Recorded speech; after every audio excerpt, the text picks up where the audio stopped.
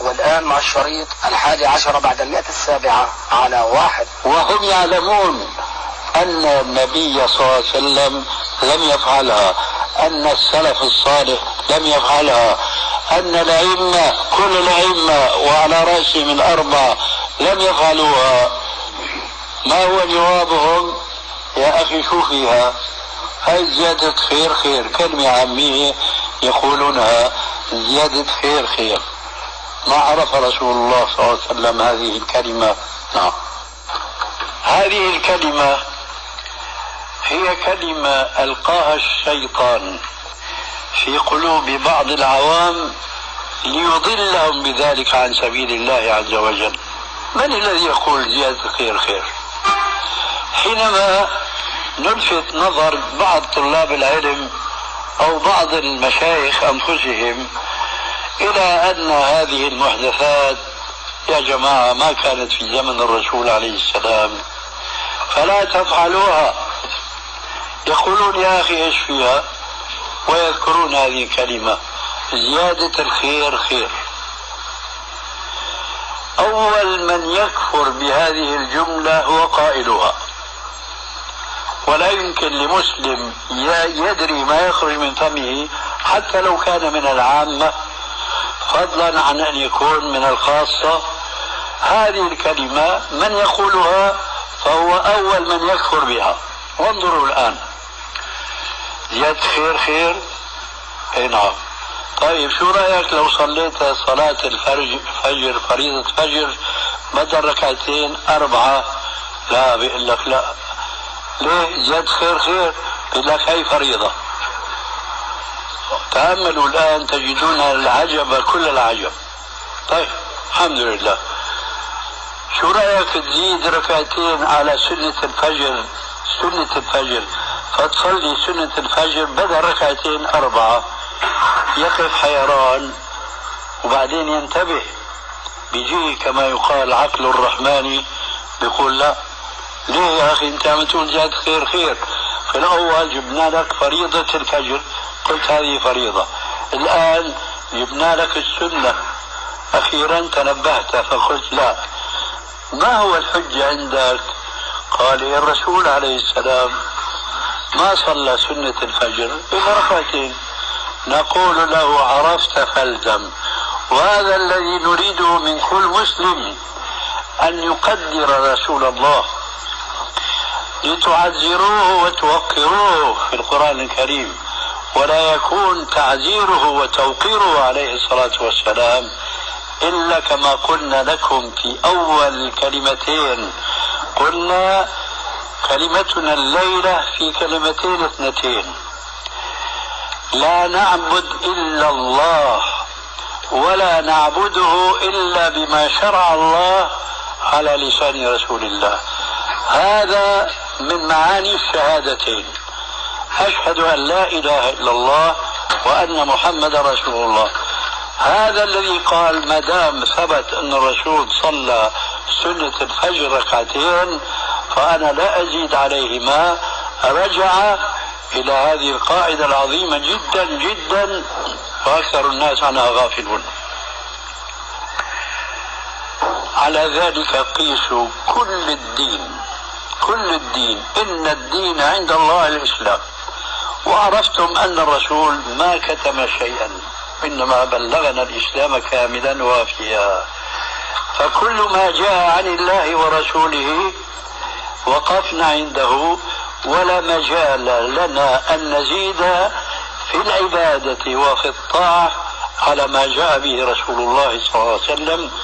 ذكرنا لكم في آخر ما ذكرنا أثر حذيفة بن اليمان: كل عبادة لم يتعبدها أصحاب رسول الله صلى الله عليه وآله وسلم فلا تعبدوها. أثر آخر عن عبد الله بن مسعود رضي الله تعالى عنه قال: اتبعوا ولا تبتدعوا فقد كفيتم، عليكم بالأمر العتيق.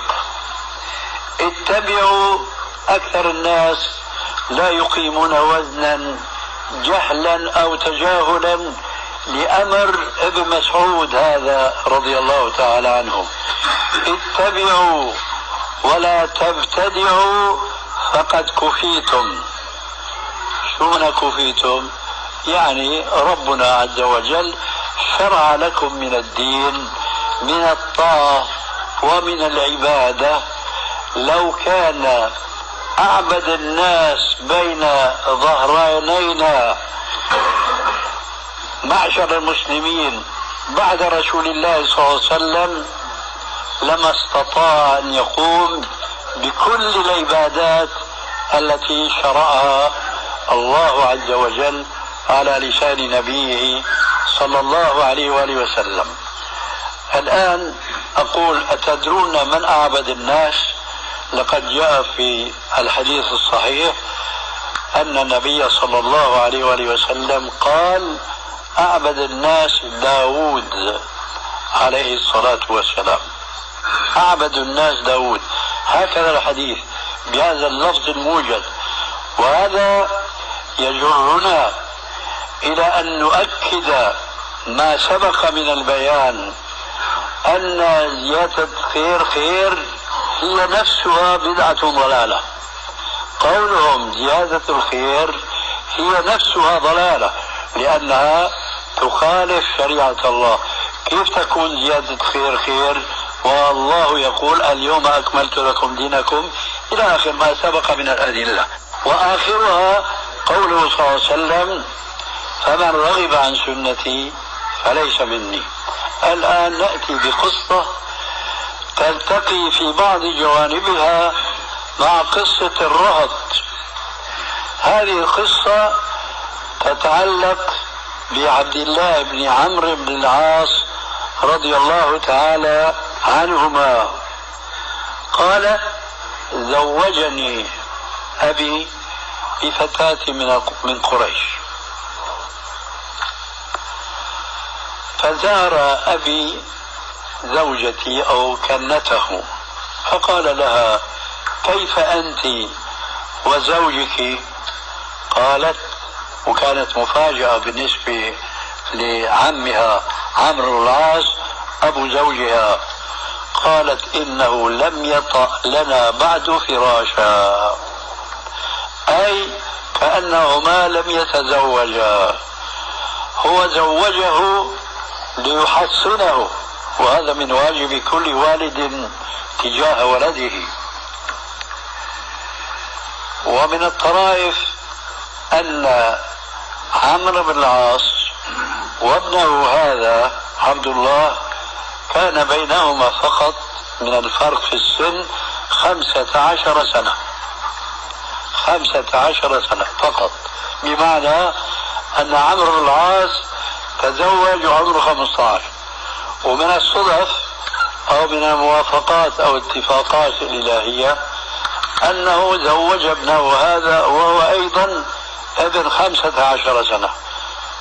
النكتة من تحديد العمر أن تعرفوا كيف كان سلفنا الصالح. فتى في زهرة شبابه عمره 15 سنة يزوجه أبوه بفتاة من قريش وكأنه لم يتزوج. لماذا؟ لأنه كان قائم الليل صائم النهار. لأنه لما سألها عمرو بن العاص وقالت له: إنه لم يطأ لنا بعد فراشا، إنه قائم الليل صائم النهار، كأنه يقول: ما لهذا من حاجة بالنساء، هو رجل زاهد متعبد. فغضب أبوه عمرو وذهب إلى النبي صلى الله عليه وسلم وشكى ابنه إليه، كأنه قال له: زوجت ابني وكأنه ما تزوج. وقالت زوجته: إنه لم يطأ لنا بعد فراشا.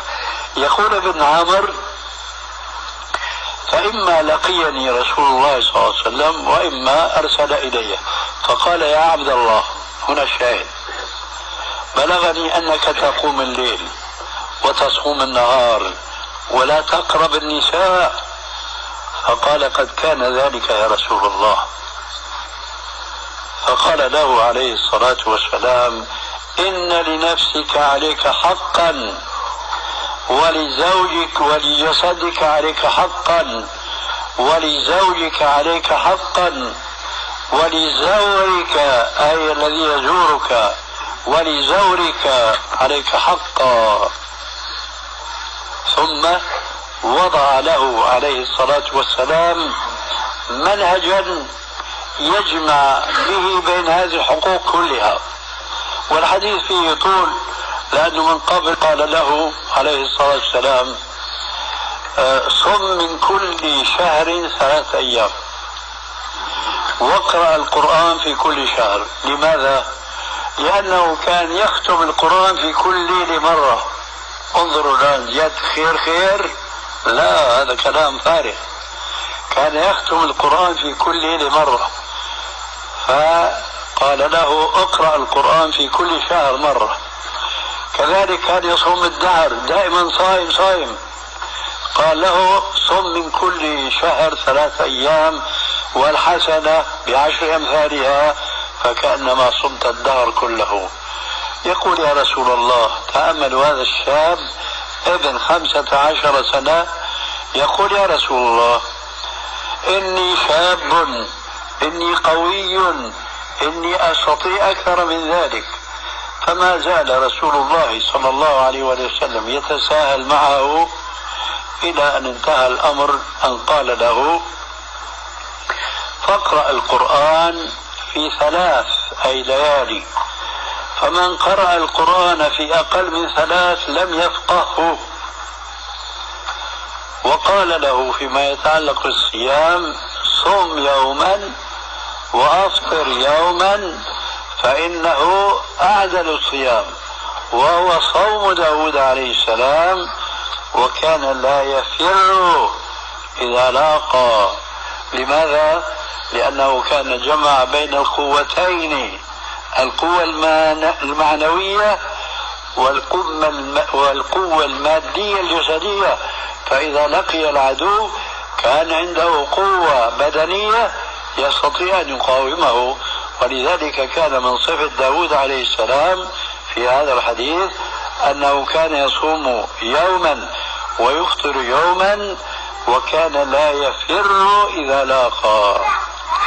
إلى هنا انتهى رسول الله صلى الله عليه وسلم مع ابن عمر في التنازل له، لكنه لم يزل طامعا، فقال: يا رسول الله، إني أريد أفضل من ذلك.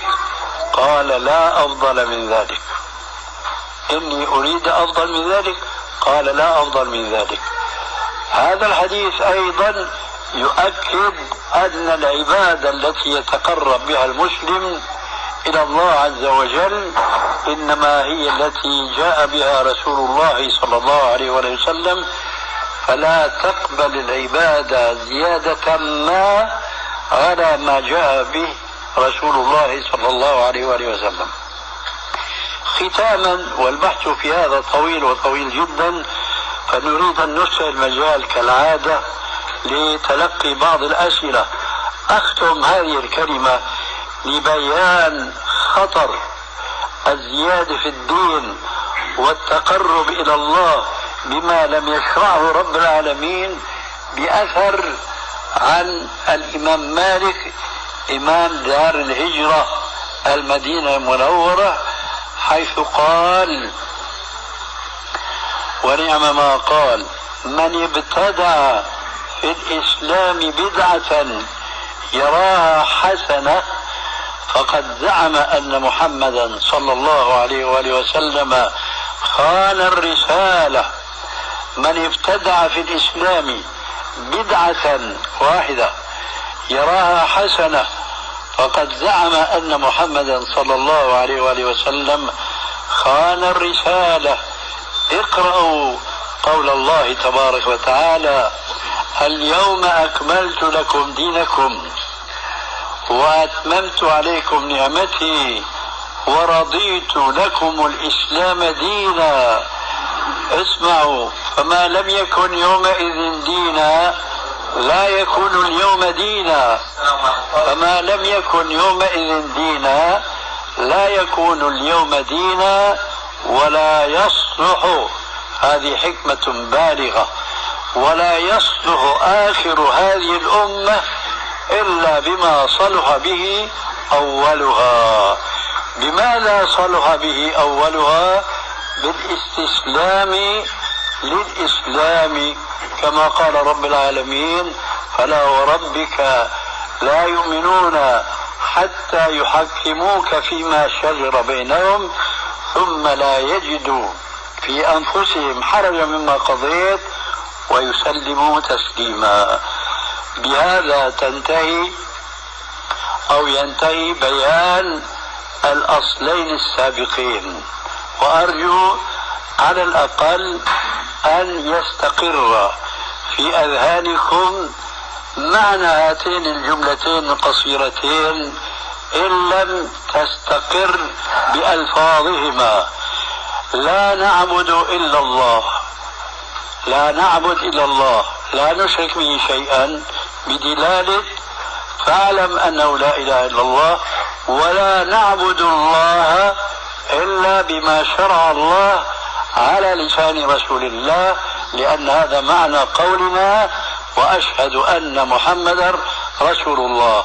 بهذا كما قلت لكم آنفا أنهي كلمتي هذه لنسمع ما قد يردنا من بعض الأسئلة، والحمد لله رب العالمين. وإياكم.